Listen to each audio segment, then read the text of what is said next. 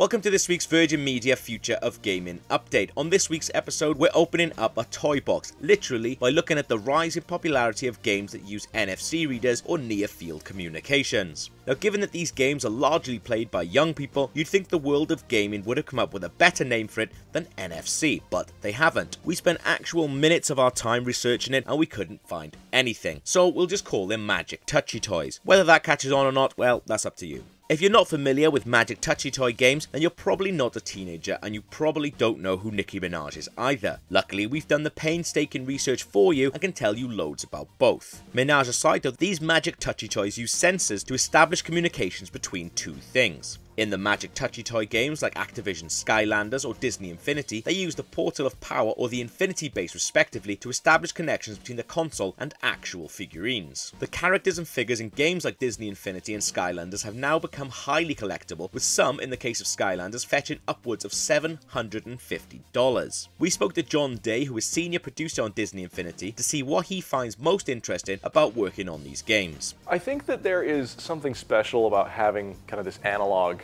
component to the game. There really isn't a replacement for having something you can physically touch and handle and play with. And if you spend any time with game developers at all, you know that we all collect stuff. Like every desk is just littered with toys and collectibles. As for whether or not that's where gaming is heading, I think there's a portion of gaming that is going that way.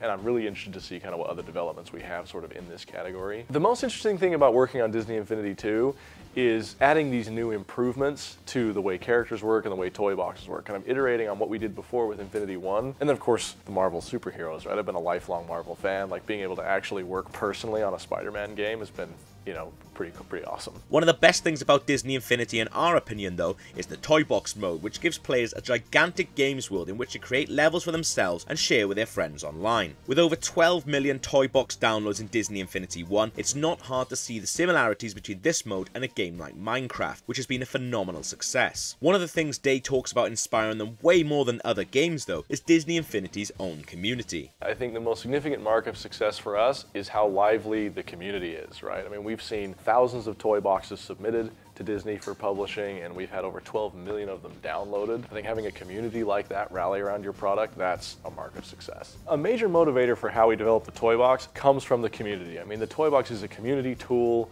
where the community makes levels, and fortunately they're very vocal and they'll tell us, these are the things that we wish we had, these are the things we want. Like, we tried to make this kind of game, but we couldn't. We need some more toys. And so we listen to that feedback a lot. And like in Infinity 2.0, we now have the creators and the builders that let us kind of automatically generate castles and tree houses and racetracks and things. And that was a community-driven thing. It's like, we need some way to build this stuff faster so that we can reach kind of a broader audience of builders.